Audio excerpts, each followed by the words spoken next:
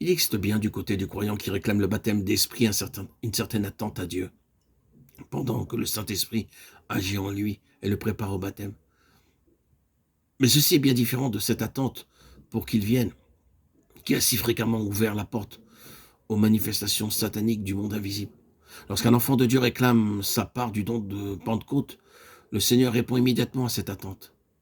Mais la manifestation de son esprit, la preuve qu'il est venu et qu'il agit, peut ne pas correspondre aux idées particulières du croyant.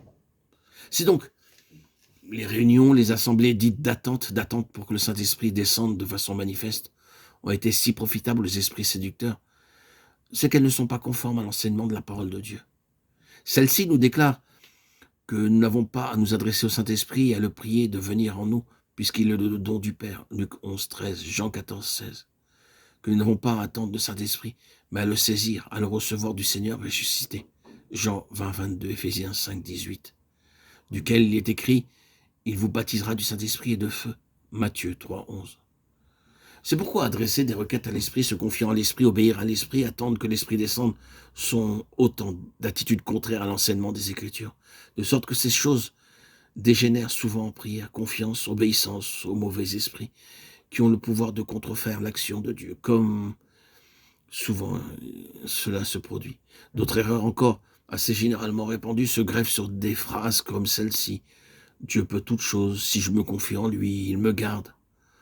On méconnaît que l'action de Dieu repose sur certaines lois auxquelles doivent se conformer ceux qui se confient en lui pour être gardés. Or, si j'avais tort, Dieu ne se servirait pas de moi. Ici, on ignore que lorsque Dieu rencontre dans l'homme la droiture et la bonne volonté, il se sert de cet homme dans la plus grande mesure possible. Mais le fait que Dieu se sert d'un chrétien ne garantit nullement que celui-ci ait raison dans tout ce qu'il fait ou tout ce qu'il dit. Je n'ai pas de péché ou le péché a été parfaitement enlevé. On n'a pas réalisé à quel point la nature pécheresse héritée d'Adam s'est enracinée dans la créature déchue et combien cette présomption que le péché est parfaitement éliminé de l'être tout entier favorise l'ennemi et nourrit la vie naturelle. Alors celle-ci n'est plus crucifiée sans cesse, quotidiennement, comme il faut qu'elle le soit. Dieu qui est amour ne permettra pas que je sois séduit.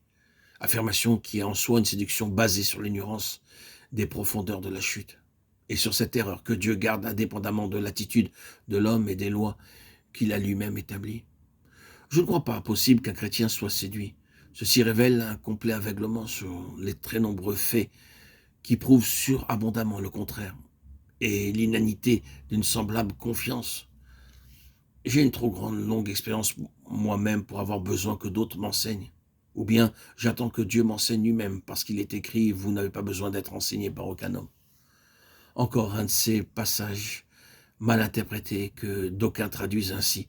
Il faut refuser tout enseignement. Oh, ce n'est pas là ce que voulait dire l'apôtre, puisque dans la liste des charges diverses réparties au sein de l'Église, Paul nomme celle de docteur pour l'édification du corps de Christ, qui s'accroît de la liaison et de la force de chacun des membres. Éphésiens 4, 11, 16. En effet, l'homme est si lent à comprendre l'enseignement direct de Dieu que Dieu se sert presque constamment de ses serviteurs pour guider ses enfants.